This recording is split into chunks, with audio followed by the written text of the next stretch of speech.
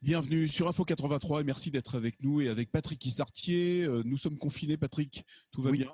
oui, Thierry, tout va très bien. Merci beaucoup. Patrick, donc dans les locaux d'Info 83, moi en direct de mon domicile, bien sûr, pour respecter les consignes sanitaires.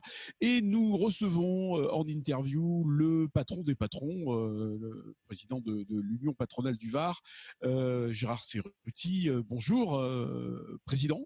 Bonjour, je suis très heureux d'être avec vous en ce début d'après-midi. Comment ça se passe pour vous, Gérard Cerruti? Alors, vous parlez pour vous, moi personnellement, oui, c'est une question que l'on pose à chacun de nos invités. Comment se passe votre personnellement, hein, bien sûr, hein, le confinement pour vous? Alors, le confinement, pour moi, il est pleinement, si vous voulez, le soir, enfin en fin d'après-midi et le week-end. Par contre, j'ai une équipe restreinte qui travaille dans l'entreprise parce qu'on a quand même de la matière première pour pouvoir préparer les commandes que nous avons. Donc, on continue à les faire parce qu'après la crise sanitaire, nous aurons une crise économique, donc il faut y pallier d'ores et déjà.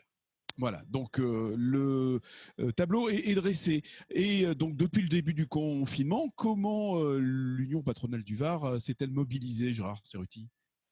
Alors, dès le 17 mars, nous avons établi, si vous voulez, une cellule de crise avec des collaborateurs qui interviennent en télétravail.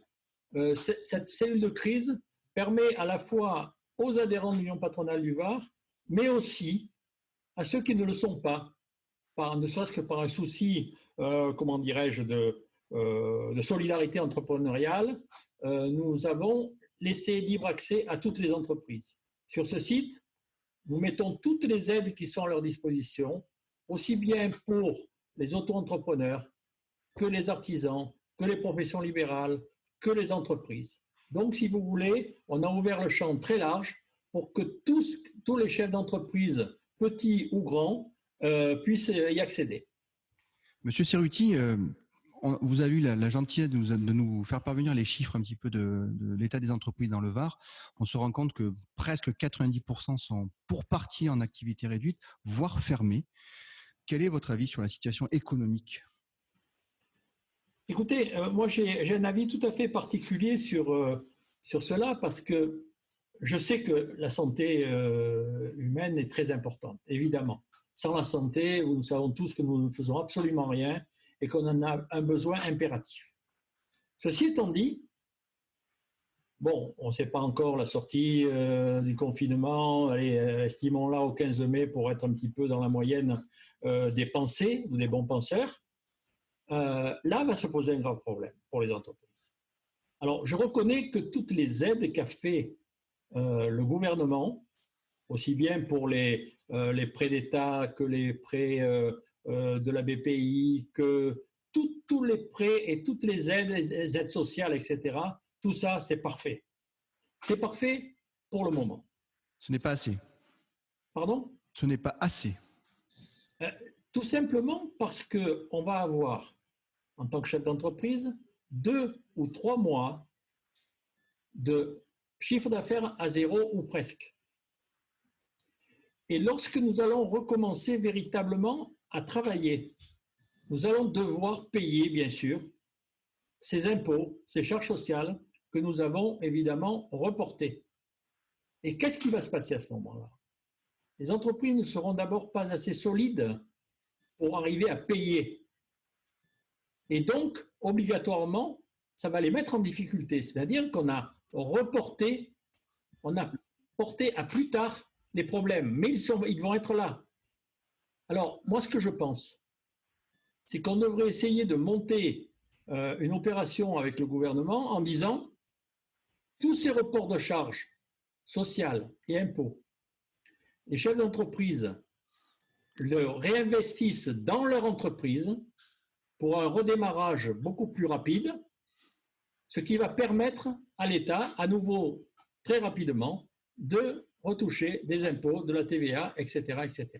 Sinon, on a reporté à plus tard un problème que nous avions maintenant, mais les entreprises vont descendre les unes après les autres. Ce que vous dites est tout à fait vrai, Gérard Cerruti. À partir du moment où la situation reste en l'état, là, c'est un constat que nous faisons à l'instant T, bien évidemment, mais les choses évoluent. Hier soir, Bruno Le Maire et les 27 pays d'Europe, les ministres de l'économie des 27 pays d'Europe ont évolué aussi sur cette question de l'après-confinement, bien évidemment. Et puis, comme le disait également le Nobel de l'économie, le professeur Fleureau, donc elle conseillait justement aux États et puis même à l'Europe et puis même au monde entier d'injecter de l'argent dans les économies. Ça va évoluer, ne pensez-vous pas, Gérard Cerruti? Oui, je pense que ça va évoluer. Ceci étant dit, pour l'instant, il y a une grande incertitude et je crains le pire pour ces entreprises qui vont carrément déposer le bilan si on ne les soutient pas. Alors les soutenir, ça veut dire quoi? C'est pas leur apporter de l'argent parce que ça, c'est bien, provisoirement, ça les soutient. Mais ce qui est important, c'est de pouvoir faire repartir l'économie, de faire repartir dans les plus brefs délais. Sinon, le tribunal de commerce du Var et d'ailleurs seront pleins. Par quels moyens pensez-vous que l'État va-t-il faire pour relancer cette économie s'il n'injecte pas massivement de l'argent, qu'il lance des grands travaux d'infrastructures et autres? Oui, ça c'est une forme, si vous voulez, de réalimenter le plus rapidement possible le chiffre d'affaires.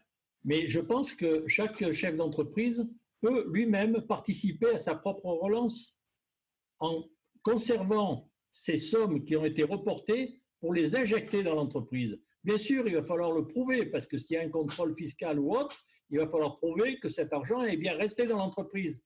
Ça ne me gêne pas, moi. Ce qui me gêne, c'est de ne pas avoir la trésorerie pour arriver à redémarrer. C'est le nerf de la guerre, M. Cerruti, la trésorerie des entreprises. On se rend compte que tout est figé. Hein. Ça ne circule plus. L'argent n'est plus liquide. Il ne circule plus. Les fournisseurs ne sont plus payés. Les chefs d'entreprise ne sont plus payés. C'est en cascade, c'est un effet domino. Absolument. Aujourd'hui, moi, les factures de fin mars, il y a 50% de mes clients qui ne les ont pas payées. Voilà. Et alors, il y a un autre effet qui a été absolument négatif. À un moment donné, je crois que c'est le président Macron qui a dit qu'on ne paierait plus l'EDF, le gaz, l'électricité, etc. Et il a dit les loyers. Et ça a eu un effet extrêmement négatif. Parce qu'aujourd'hui, tous les propriétaires de locaux industriels ou commerciaux ont leurs locataires qui leur disent « Ah ben oui, mais on ne peut pas le loyer parce qu'on ne peut pas le payer. » Sauf que ceux qui ont investi de l'argent pour acheter ces locaux et doivent payer leur crédit, eux n'ont pas forcément la possibilité, compte tenu que ce sont des SCI et souvent des crédits beaux immobiliers, de reporter ces échéances et donc doivent payer les échéances. Et ça fait une catastrophe. Effet domino. Oui. Que pensez-vous justement des aides qui sont mises en place par l'État pour aider les entreprises? Très bien. Très bien. Moi, très sincèrement, j'en ai fait bien sûr bénéficier mon entreprise. Je conseille à tout le monde de le faire parce que, effectivement, ce sont des possibilités immédiates de rentrée de trésorerie. Et aujourd'hui, si on veut, nous, payer nos fournisseurs, parce qu'il ne faut pas oublier une chose, les fournisseurs, nos fournisseurs, n'ont pas la mémoire courte. Et si on ne les paie pas à nous régulièrement, ils sauront s'en rappeler un jour. Et ça, il faut éviter. Et je pense qu'il est normal que lorsqu'un chef d'entreprise a passé une commande, s'est fait livrer une commande, même si c'était avant la crise, doive payer son fournisseur. C'est essentiel. Vous avez lancé, je crois, un sondage auprès des chefs d'entreprise. Pour quelle raison? Alors, on a lancé un sondage justement pour connaître un petit peu l'état d'esprit des entreprises et de savoir un petit peu ce qui se passait dans l'entreprise. Et effectivement, on a déjà dans un premier temps sondé que 50% des entreprises étaient totalement arrêtées et 47% étaient en activité réduite. Ça, c'est un point qui est important et il faut quand même savoir que les entreprises qui sont en réduction d'effectifs, je pense, arriveront mieux à redémarrer que les entreprises qui ont totalement arrêté. À vous entendre, M. Cerruti, on se rend bien compte que vous n'allez pas rester les bras croisés quand même une fois qu'on sera sorti de ce... Oui, c'est la question que j'allais poser. Comment allez-vous mobiliser une fois que le déconfinement sera enclenché? Alors d'abord, premièrement, on ne sait encore pas comment il va être... c'est une grande question, effectivement. Parce qu'on a entendu parler de déconfiner par activité. Alors ça, il faudra savoir quelles sont les activités qui vont être privilégiées. Je suppose que tout ce qui est grand public, c'est-à-dire même les restaurants, etc., seront déconfinés en dernier. En deuxième, il y a aussi par région et, semble-t-il, aussi par âge. Et là, il reste à savoir qu'est-ce qu'on appelle un déconfinement par âge. Si c'est au-delà de 80 ans, je veux bien, mais très sincèrement, il faut quand même penser à des chefs d'entreprise qui n'ont pas forcément tous entre 30 et 50 ans. Monsieur Cerruti, l'UPV, dont vous êtes le président, ne peut pas porter seul cette reprise. Est-ce que vous faites un appel aussi aux forces vives, aux forces d'entreprise du département, des acteurs partenaires? Bien sûr, tous les partenaires sont bien sûr mobilisés, que ce soit la Chambre de commerce, bien sûr, nous, l'Union patronale du Var, la Chambre des métiers, beaucoup d'organisations sont mobilisées. Et je pense qu'il va falloir, quand on va voir un petit peu le bout du tunnel de cette crise, pour l'instant sanitaire, il va falloir se mettre tous autour d'une table pour essayer de tout refaire démarrer. Je pense aussi à quelque chose à laquelle j'avais pensé, et j'en ai fait d'ailleurs le report à notre niveau national, c'est, vous savez, quand il y a une grosse intempérie dans une région, on parle de catastrophe naturelle. Et là, c'est une catastrophe naturelle sanitaire. Et je pense qu'il faudrait envisager peut-être de faire intervenir nos assurances pour arriver à compenser la perte de chiffre d'affaires. Seulement, pour l'instant, ce n'est pas considéré comme rentrant dans le cadre de nos assurances. Donc, pour l'instant, personne ne peut rien. On a bien compris les propositions. En tout cas, vous faites force de proposition à l'Union patronale du Var, Gérard Cerruti, et on vous en remercie. Vous serez avec les patrons pour les soutenir. Voilà, merci en tout cas. Un dernier petit mot peut-être, Thierry, de M. Cerruti pour encourager ces... C'est ce que j'allais lui proposer. Pardon ? Un petit message justement de conclusion. Écoutez, je pense qu'en conclusion, il faut dire aux chefs d'entreprise qu'il ne faut surtout pas perdre espoir. Pas perdre espoir parce que des crises, il y en a eu depuis très longtemps, il y a eu des grosses crises.